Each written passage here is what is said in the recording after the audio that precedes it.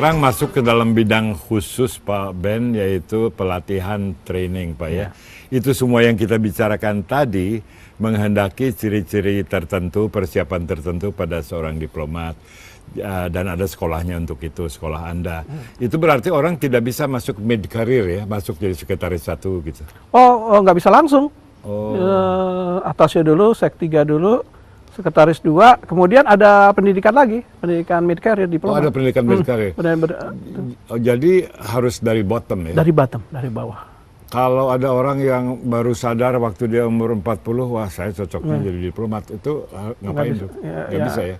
Nggak bisa. Jadi itu aja politisi, terus mungkin bisa langsung dubes gitu. Ya, tapi kalau mau ngejar dari itu bawah nggak bisa. Oke, jadi itu sangat ketat ya? Ya, sangat ketat dan kita disiplin dengan hierarki. Seperti apa gitu kurikulumnya ADLN untuk bisa mengamankan kebutuhan-kebutuhan itu Pak? Ya. Kita tuh kurikulum kita komprehensif sekali Pak. Pendidikan kita 1 tahun terbagi 2 semester, 1000 jam pelajaran, jumlah pelajarannya 150, cukup. Mungkin udah lebih dari S2 tuh kalau kita. Ngomong-ngomong, ini yang masuk ke SDLN tuh lulusan apa Pak? Lulusan beberapa bidang studi, politik, sosial politik, ekonomi, hukum, dan sastra. Tapi SMA atau S1 ya? S1 ke atas, S1, S2, S3. Oh, jadi ada syarat S1? S1. Kalau nggak salah ADLN dulu langsung SMA. dari SMA. Oh, ya, karena itu beda aja sekarang. Ya. Jadi sekarang sudah sarjana? Sarjana. Oke, jadi ini memang seperti S2 dan isinya sama atau lebih dari S2 ya? Iya, lebih dari S2. Itu komprehensif sekali ya, itu Pak, ada pengetahuan yang kita ajarkan mengenai politik, ekonomi internasional, mengenai politik luar negeri, hukum, semuanya yang harus pengetahuan harus dipahami oleh diplomat. Dan juga yang semester kedua adalah keterampilan, termasuk protokol, public speaking, teknik-teknik negosiasi, teknik-teknik perlindungan warga negara, semuanya itu ada. Jadi terdiri dari 2 segmen. Segmen pertama itu pendidikan, ilmu-ilmunya yang kita sesuaikan sesuai dengan kebutuhan Kementerian Luar Negeri dan pejabat diplomatik. Yang kedua adalah keterampilan kerja. Itu yang kita siapkan. Pengajarnya dari Kemenlu atau dari luar juga? Dari luar juga. Kemlu ada, dari luar. Nanti Pak Wimar bisa kita undang ngajar. Dari saya itu peminat, penggemar diplomasi, tapi nggak pernah sekolah diplomasi. Kita lihat aja bagaimana ya. Jadi dari berbagai akademisi, dari UI, dari Pak Jokowi juga ngajar, Pak Yusuf Kala ngajar. Pak Jokowi ngajar setelah jadi gubernur DKI? Setelah jadi gubernur, kebetulan aja kita undang sebelumnya, tapi sibuk. Waktu wali kota Solo sudah kita undang. Jadi sebagai orang yang integritasnya tinggi, yang punya rekam jejak yang baik dalam menangani suatu kota, suatu wilayah gitu ya. Kita kuliahnya juga good governance.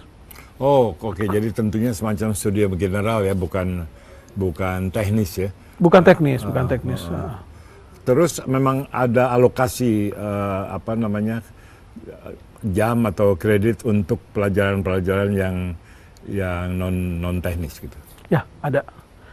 Jadi kita ingin memberikan inspirasi kepada teman-teman ya, dengan mendatangkan tokoh-tokoh nasional bahkan internasional untuk berbicara di depan mereka di Sekdilu ya. Terus ada field training enggak, atau case study atau semacamnya begitu? Ada, kita adakan 2 kali di Indonesia, dan biasanya itu ada 3 bulan itu internship Pak Wimar. Di mana? Magang di kedutaan dan konsulat perwakilan Indonesia di luar negeri. Jadi mereka mempraktekkan ilmu-ilmu selama 8 bulan yang sudah di Sekdilu, terus diterapkan di perwakilan. Untuk semua orang? Semua orang.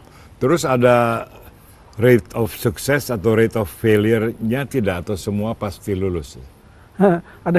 Ada yang bilang singkatannya Sekdilu, sekolah dijamin lulus gitu. Tapi gini,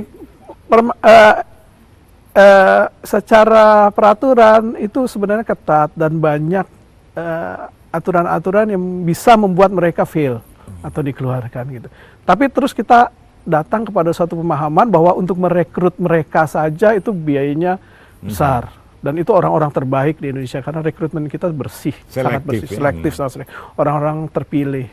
Jadi sayang akhirnya kecuali kalau kasus-kasus ekstrim ya Pak ya.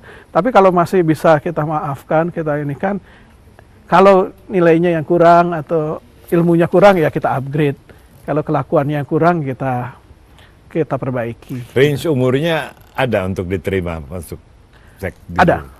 Paling muda 18 tahun, kalau untuk S1 paling tua 27 tahun. Kalau S2 paling tua 32 tahun, S3 35 tahun. Saya udah nggak bisa Nggak dong. bisa. Berharap jadi duta besar, tapi harus jadi caleg dulu kali. Iya, harus biasanya. Pak, oke, terima kasih banyak. Gambarnya sangat bagus. Jadi singkatan umumnya Sekdilu ya, bukan SDLN. Iya, Sekdilu. Boleh juga SDLN. Oke. Pak Ben Perkasa Derajat, Direktur Sekdilu atau SDLN, Sekolah Diplomasi, dan saya Wimar Witular. Sampai bertemu.